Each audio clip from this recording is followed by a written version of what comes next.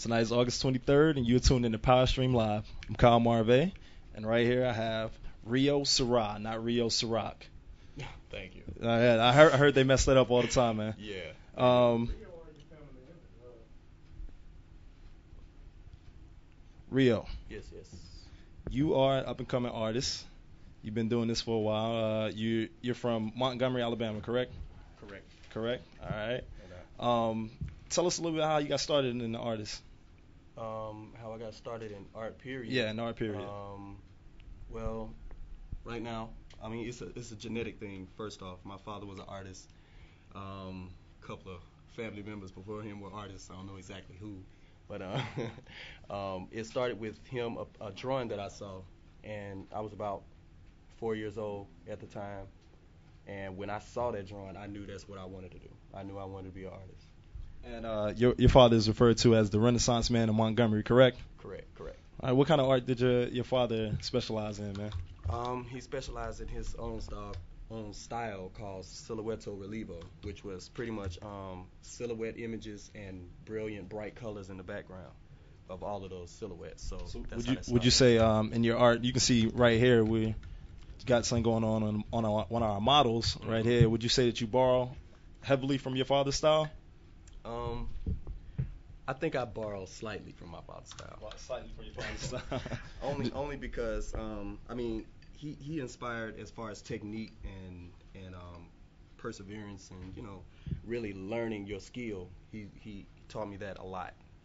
Always progress, always learn more, grow more. So it started off with him, and then it just went way beyond because of every other artist that I pay attention to and just every other thing that I have, as my own individual mind. Okay, so you're doing your thing in Montgomery, Mm-hmm. and you land here in Atlanta. And once you hit the Atlanta scene, kind of walk me through how you got to meet Justice and start with the Flesh advertising. Okay. Well, initially, I am and will forever be a musician. I started off there, but a couple of people saw some of my art, and it started really pushing everything else I was doing, so I continued to move in that direction. I started doing the body art in like 2009, and what happened was I was doing a comic book for a guy at a art gallery, and Justice and James happened to be there. James is his partner with Flesh Advertisement, and they were just kind of, trying to figure out how to use the body painting and how they could actually use it for a marketing idea that they had come up with in their office. And so I showed them some of my work that I had done previously before, like just a couple of test, I guess, pictures with another photographer named Tim Brantley and another model named Candy King. So they saw those pictures, and from that point on, we just, chemistry caught, and we just kept moving in that direction. And I was looking at some of the stuff that you guys do with Flesh advertising. It's unlike any other advertising I've seen, man. So if I would have to say, if I were coming to you and I wanted to have something advertised and I had a couple of different companies trying to do the bid, what would you say sets you apart from any other advertising company in Atlanta?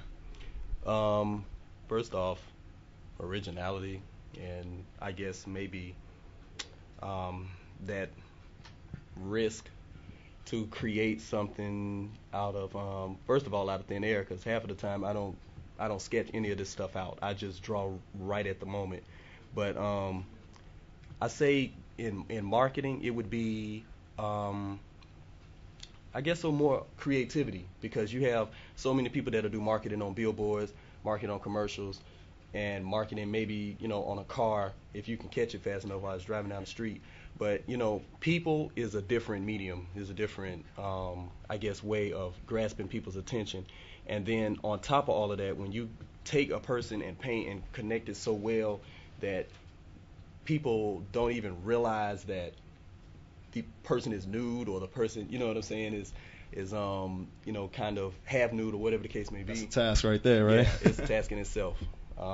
So I think that's kind of what sets us apart. It's just the risk of creating these designs and using pretty much nude models to get people's attention. So what better way to show it than to show it, you know? So Right. tell me exactly what you got going on right here on this model.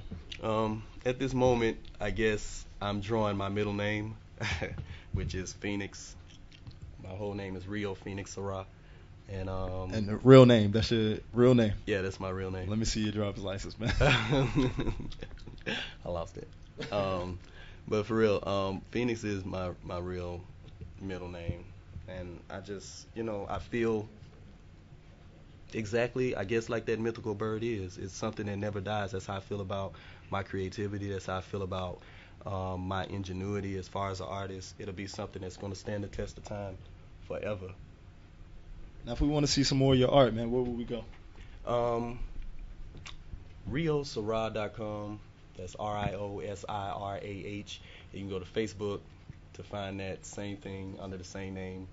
Also, FleshAd.com. FleshAds.com. Flashad.com, Right. RioSirah.com. Right. All right, man, you go ahead and finish your job over there. All right. Tracy, Baby Cake. I knew you were going to do Page. that. Hi, Kyle. I have the photographer here with us. Tracy, tell us a little bit about what you do. I am a talent photographer. I also do portraits and weddings, but my primary business is talent. I do models, actors, and artists and singer-songwriters. And I love Rio, by the way. I love getting to know him.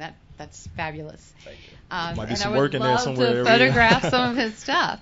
I work with mostly with actors, and through the top talent agents in the Southeast. I'm very fortunate to work with some of the best talent agents in the Southeast.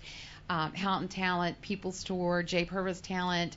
If you guys are in the acting industry, Coastal Talent, CTK, if you are in the acting industry, these are the top agents in the Southeast. They are the ones that LA and New York, when they're booking those Georgia films, are calling to do their local casting and their principal casting and some of their lead roles. And they're also submitting constantly to LA. So that LA tie-in is something that's very important to my business. Definitely. You were It telling is. me about that and how you like to capture those LA looking like shots, right? You know, LA has their own style, and there aren't that many photographers in the southeastern market that understand what the LA style is, and that's something that I do really have an eye for, and I've been very fortunate. I'm working with some LA managers and agents right now with their clients who are repped by southeastern agents so that their headshots look like they are LA or New York, so that they're not looking at it going, oh, that's an Atlanta That's an actor, we're Atlanta. not going to use that person. So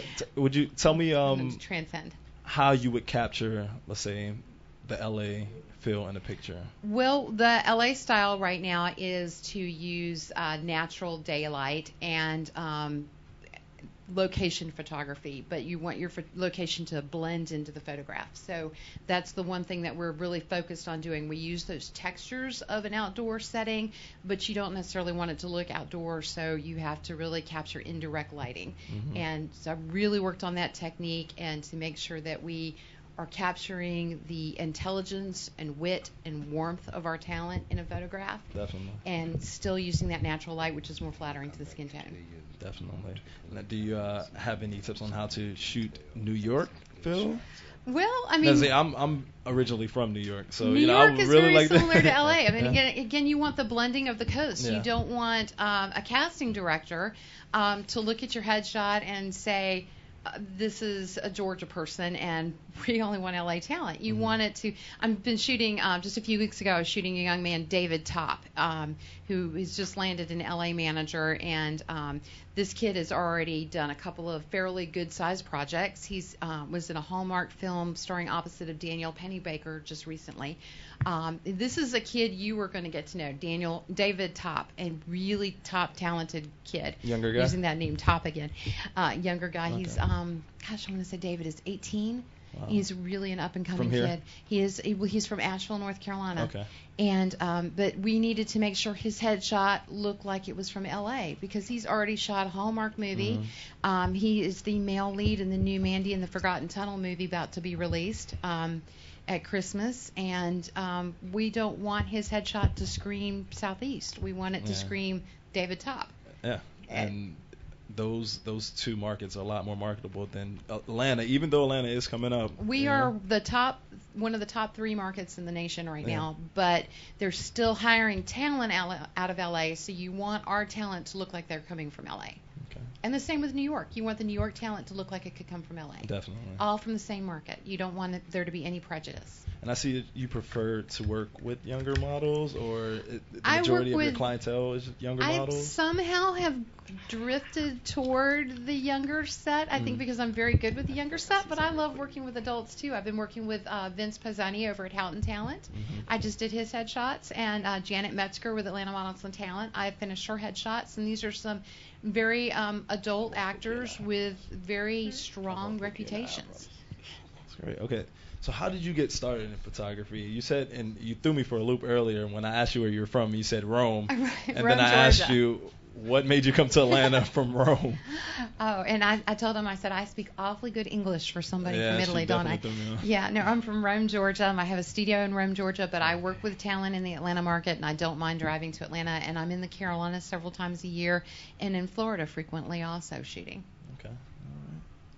All right. Do you want to give us, for those out there that want to get started in photography, do you have any tips or anything? Not necessarily for those who want to start in photography, but I have tips for the actors who want to have headshots taken. What the market is looking for is warm, witty, and intelligent. So if you are about to have your headshot session, you want to work on a spark of interest in your eyes. You want the casting director to look at your photograph and think, I want to get to know that person better.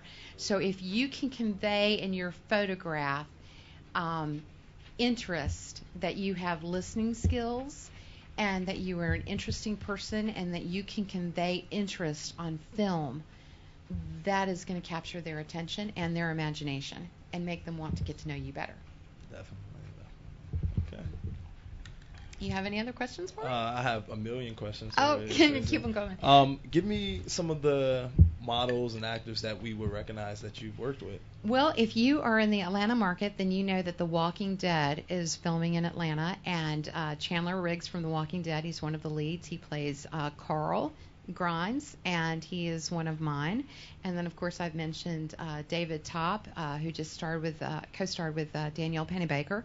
And we have an up-and-coming new artist. I've just started working with musicians, and I have to say I love being serenaded. So when I shoot and I'm getting them to sing to me and capturing the moment that they're making their magic, I just had that phenomenal experience with a young woman by the name of Riley, and Riley Beater. And this young lady is about to be huge, and I'm so excited.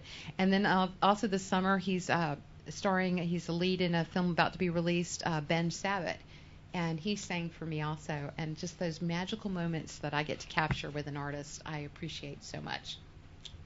I like that. Okay. If I could sing, I would sing to you right now. Oh, if you promise to do me a photo shoot for free. If you sang to me, I'd take you up on that. Okay. Okay. We'll talk after the show. Absolutely. I'll give you my card.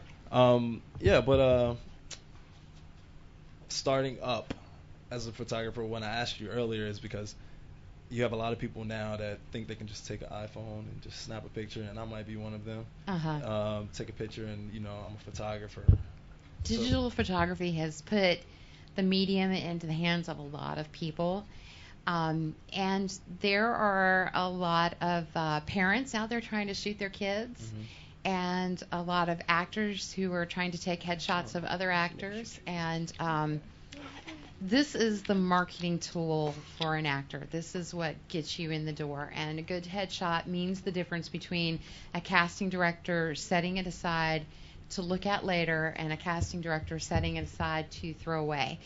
And if I could just caution everybody, it would be to spend your money on an actual headshot, because that's your number one marketing tool. And if you are a model, then you spend your money with a photographer who really understands model test. And shoot in front of as many amateur photographers as you can, because that's experience in front of a camera. Mm-hmm. But put your marketing tools in the hands of somebody who really know what they're doing. Knows what they're doing. Honestly. So what do you and try there's to some great capture in a headshot headshot? photographers. I think I've said this before: warm, wit, intelligence, interest, and I really want that moment in your eyes that makes people want to get to know you better. Okay, definitely. All right, Tracy, we'll wrap it up. Okay. Hey, it was a great talking to you. pleasure. If anybody wanted to get in contact with you for any of those great, warm, intelligent headshots, www.babycakestudios.com, and it's babycake is singular and studios is plural.com. All right. And you're gonna call me, right? I'm gonna call you. Okay. And we'll talk about the singing thing after. Okay. Definitely. Hey, I look forward to that. All Thank right. you, Kyle. Thank you.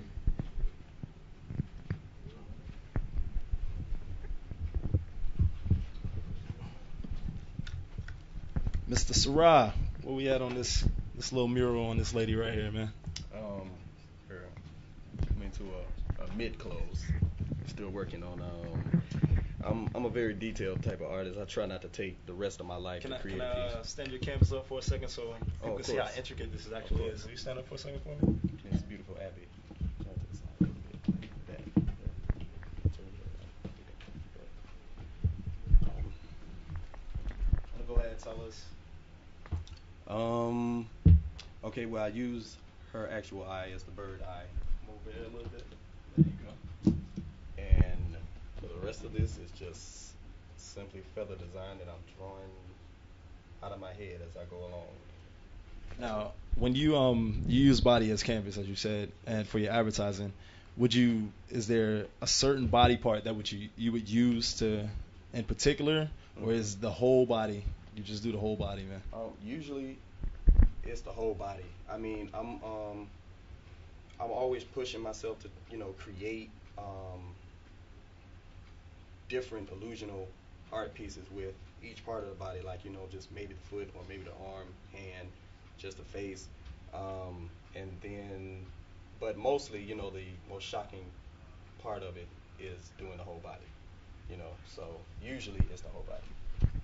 But Do you usually, I see that you said you had the phoenix eyes, her eye. Do you usually try to incorporate something in there like that all the time? Yeah, somewhat. I feel you're kind of defeating, in my opinion, you're kind of defeating the point of doing body art if you don't actually have some type of concept going on. I feel it's not as great if it doesn't have some type of thought process behind it. I think anybody could take paint and splash it on people in different colors and different ways, and that's cool if that's what you're doing. I'm not knocking it at all, but I feel like to get the crowd's attention, especially when you're marketing, that's what you want to do, get people's attention. I think it's also better to have something conceptual. That's great. So tell me a little bit about who Flesh Ad has worked with, and what events have you guys done, and what have you... hold that thought, man. Hold that thought. All right.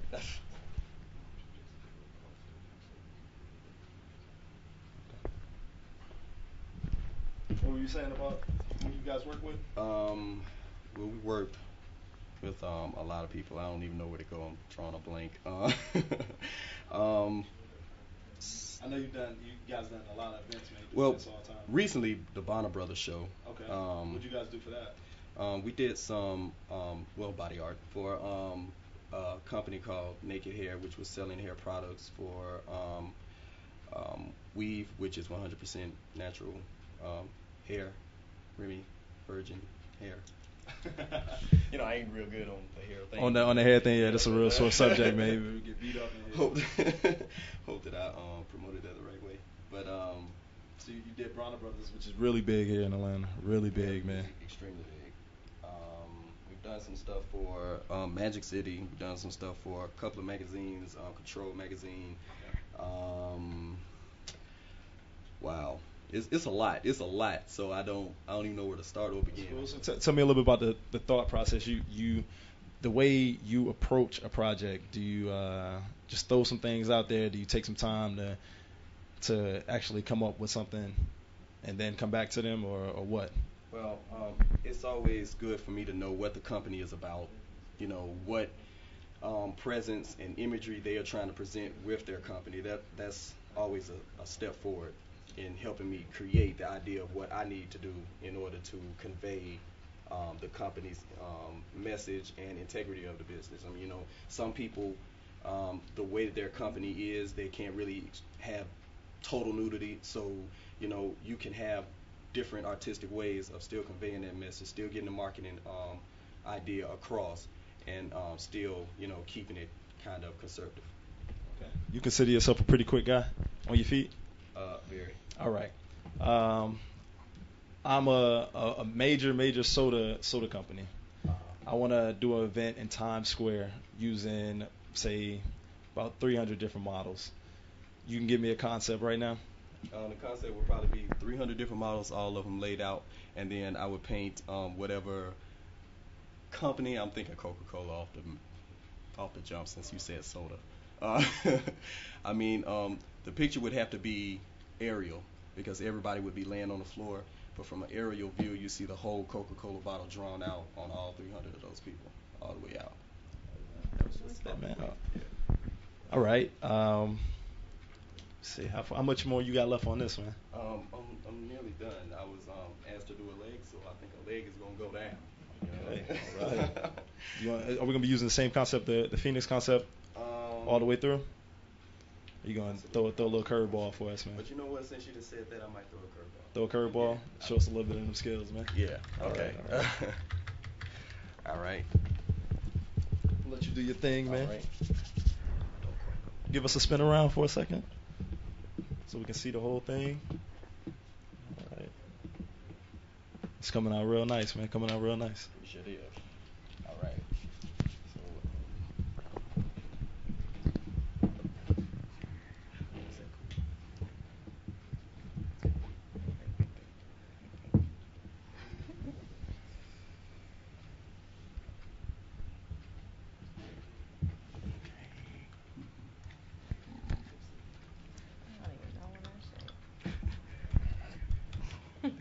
It's all good. We're gonna paint over that. No one will know.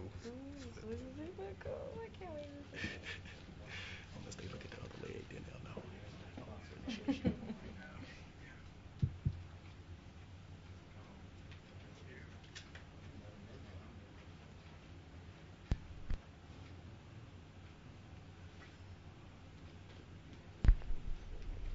See you over here thinking, man. What we got? Come up with something now? I'm gonna draw something really crazy. It's gonna be something crazy. What's Ciroc crazy, man? What's the rock? I have no idea, because my crazy, I mean, everybody else's crazy is my normal. That's what I mean to say.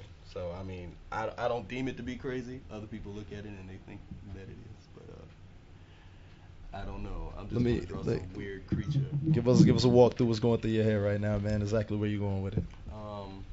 Something on an oddball level. Something. I don't know. I don't really have names. You just doing it as you go? Yeah. Doing it as you go. It's really going to be something. There's gonna be something. Yeah. All right, man. That's what We'll get back with you in a second, man. Keep going. All right. All right.